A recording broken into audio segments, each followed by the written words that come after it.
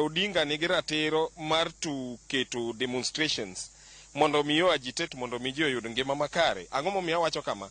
Jodolo mag kanisa ang'o momiyo kochopo kar sechegi ka koro ji dwa exercise their right under article 37 kiwacho ni kwee onge Kenya. Matiende ni ok wadwa enforce article 37. Article 37 wacho maler ni oyienwa to picket and to demonstrate kopo ni uchumi tek. Wach mar ariyo, joma nonego bed ni ng'iyo this issue ahinya nikech wan waketo Ruto kata waketo Raila ni mondo mi obed piny e mesa gin wajumbe.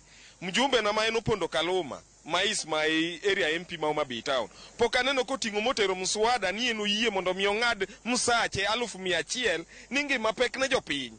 Pok aneno seneta mara ma en seneta Kajwang' noyie ni mondo mi ong'ad siling 100,000 ni ngima jo Kenya ni piny. Pok aneno women rep mara ma Homa Bay County Bensuda pok aneno kowacho ni oyie ni siling 100,000 odhi piny nikech people are suffering. Mano nyisi ni wajumbe gi gin jowuoche. Gine ma gin jowuoche ok gidwar ni mondo mi giket jo Kenya ler.